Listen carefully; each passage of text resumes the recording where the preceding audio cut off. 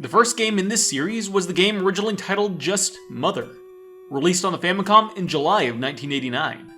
The game was later remade on the Game Boy Advance as part of the Mother 1+2 collection, which also released only in Japan, despite having a full English localization already complete.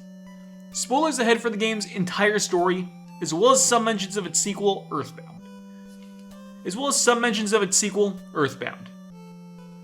The game opens with a short story about a couple named George and Maria, who mysteriously disappeared from a rural town in America.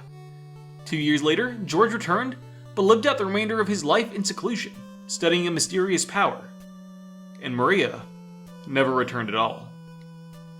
Decades later, sometime in the 1980s, their great-grandson Ninten awakes to find his home under attack by mysterious poltergeists that possess both his sister's doll and a radio in his home.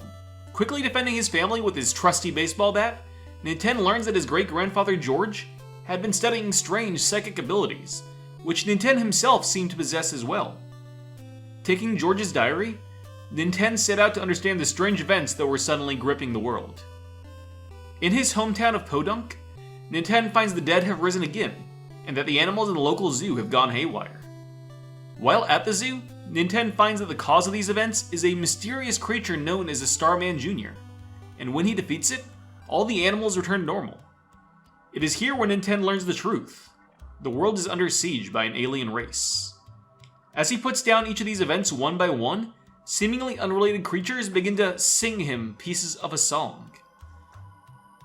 Soon after, Ninten finds himself teleported to the world of Magicant, where he meets its ruler, a woman named Queen Mary, who explains the situation. The aliens are led by a creature named Gygus, who was Mary's son. She tells him that the song Ninten had been hearing was a lullaby she once sang to him, and hoped that hearing it again would give Gygus peace. However, the words and tune had long been lost to her, and she was unable to do it herself. She then tasked Ninten with helping her son. As Ninten traveled the nation, putting down extraterrestrial events and hunting for the remaining pieces of the song, he eventually gained companions. The first was an intelligent, nervous, and bullied boy with glasses by the name of Lloyd, who Ninten was able to help come out of his shell. The other was a young girl with similar mysterious psychic powers to Ninten, who lived with her father in the far north city of Snowman, Anna. Anna had seen Ninten in a vision, and hoped that by traveling with him, they could track down her missing mother. But Anna's mother was hardly the only person who had gone missing.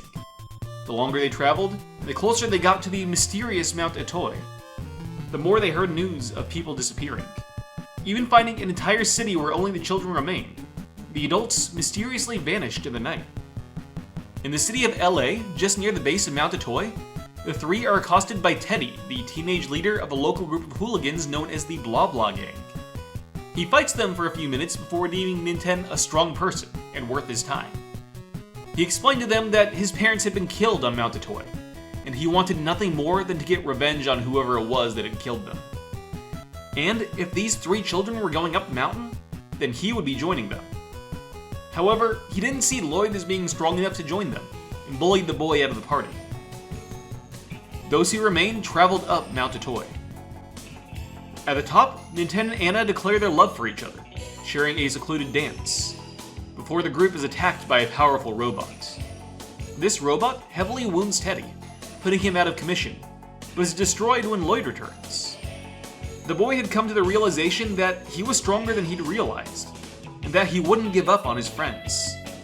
With Teddy at death's door, the remaining three continue up the mountain, where they eventually find George's grave, as well as the final melody.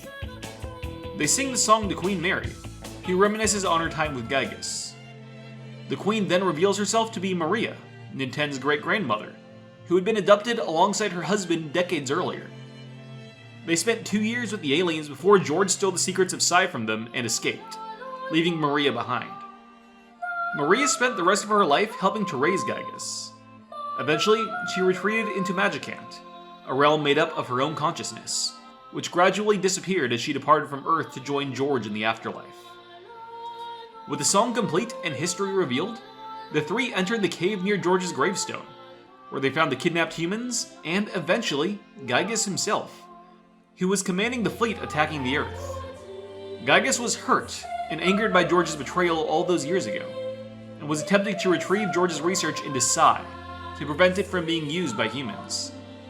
Realizing that Ninten was related to Maria, the alien conqueror expressed gratitude towards Ninten's family and offered to allow the boy to come with Gygus back to his home planet and survive the raising of the Earth. But Ninten refused, and the angry alien attacked the party. No matter how hard the three children fought back, though, none of their attacks could harm Gygus. So instead, they began to sing.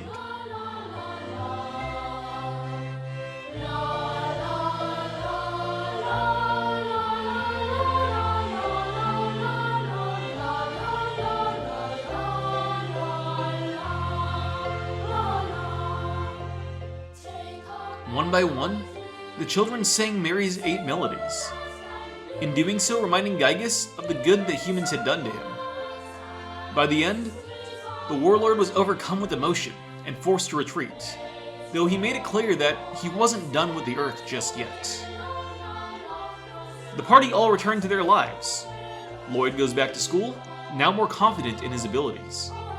Teddy is able to make a full recovery, and with his parents now avenged, became a singer at his favorite club. Anna is reunited with her mother and returns home, though she keeps in contact with Ninten, now her boyfriend. Ninten as well returns home to his family, and lives out a happy life. Anyone who's played EarthBound before will recognize large swaths of the game's plot points. The kidnapped humans, the talking animals, Gygus, Magicant, 8 magical melodies, and defeating the boss without violence were all directly adapted into the next game of the franchise. Even most of the playable characters had direct counterparts in EarthBound. But not Teddy. He gets one NPC in the first city. Another important aspect of this title dimension is that the player is actually treated as a separate character from Ninten. Namely, Ninten and Lloyd's fathers seem to be aware that they are characters in a video game, and sometimes speak directly to the player, asking their name and to take care of their children as they go on this journey. Those similarities aside, there are many differences as well. For example, while most of EarthBound takes place in the thinly veiled nation of Eagle Land, Ninten and his friends are explicitly from America, and many locations within the game are named after places from the real-life United States and other nearby areas. Locations like Spokane, LA, and the Yucca Desert have direct real-world parallels. The game is most notable for giving an actual backstory to the antagonist of Gygus, the final boss of the much more popular EarthBound, as well as explaining the history of Psi on the Earth. Also, I couldn't really find a place to include it naturally in this script, so I'm just inserting it here, but Ninten actually has asthma. There are actually types of enemies, usually vehicles, who can cause the boy to have an asthma attack, making him unable to act until he takes his inhaler. It's a very small thing, and honestly is just annoying in gameplay, but I still wanted to point it out. You don't see things like asthma represented in video games all that often. As a whole, I personally love this game.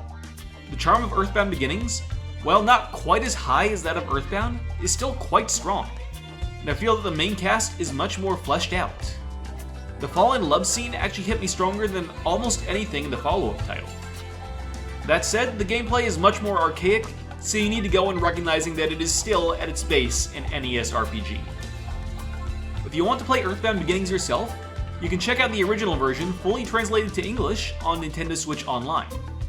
If you'd rather play the Game Boy Advance remake, then you're out of luck legally, though there is a patch that allows you to use the unused English translation with a few changes to make it more similar to the original Japanese. This version of the game also comes with a new item called the Easy Ring, to make the early game without any party members far more tolerable. Next week, we'll go back to that Archie Sonic video I teased some time ago. I also plan on covering the events of EarthBound in a couple of months, so if you want to see that video, be sure to subscribe to the channel.